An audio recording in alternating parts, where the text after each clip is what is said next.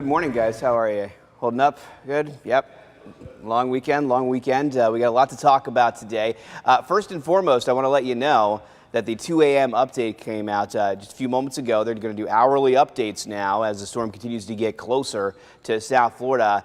And Irma has strengthened back to a Category 4 hurricane. So that is something that we were watching, something that we saw happening. If we could take my Max 2 computer, please, the Max 2. Do we have it? We have it. We're going to use this one. Oh, okay. I'm sorry. All right. I was going to show the radar first, but we're good. Let me show you the latest here. Winds at 130 miles per hour, moving northwest at 6 miles per hour. If you're following along, if you're tracking, I know a few people have asked me about this. 23.7 north, 81.3 west. As it continues to move to the north, expected to possibly make landfall in Key West at about 8 o'clock this morning as a Category 3, although I don't see...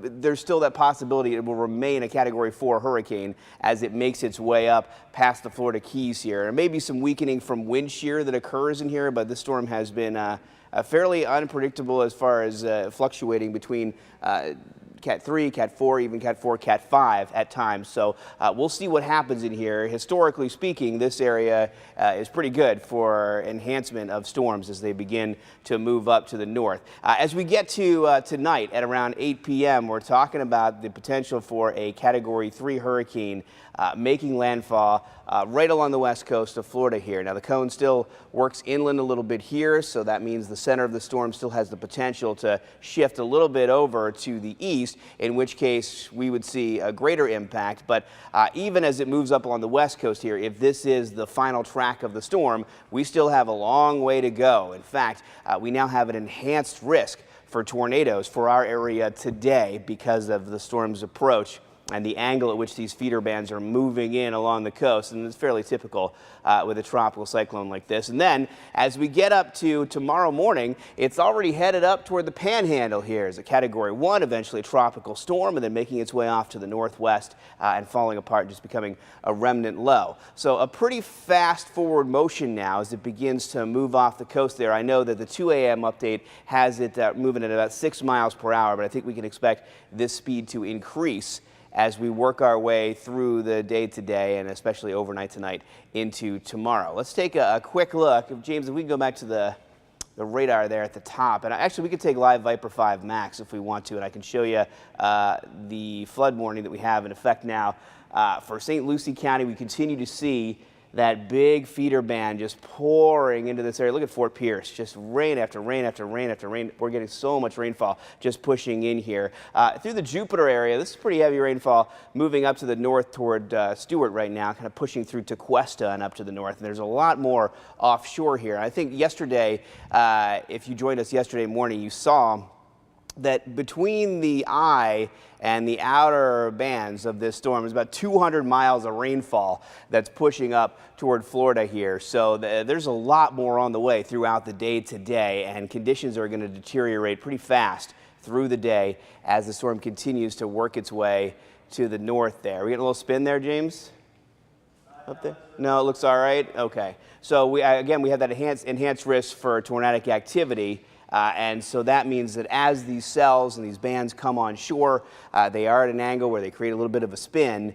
And we had a slew of tornado warnings overnight last night, like right in a row, and that happens very quickly. And these are tornadoes that form and then disappear, form and then disappear. So you're going to see Felicia and me a lot today just coming on and saying there's a tornado warning for this small amount of time for this area, and we'll try to track it as best we can, but this rainfall is moving really, really fast. So we'll give you, I mean, you're already shuttered up, you're already hunkered down, and you may have to move just to an interior room briefly as these tornadoes whip on by these areas throughout the morning. So we've got a lot going on this morning, but the good news is, if there is any in this whole mess, is that this is a pretty fast moving storm now as it moves away from Cuba and starts to work its way up to the north. So we are expecting conditions to start clearing up pretty quickly as we get to tonight and to tomorrow, and especially by tomorrow afternoon. It's a whole different story. Right now, James tracking the distance for me, 58 miles from the eye up to Key West right now. And as I mentioned, the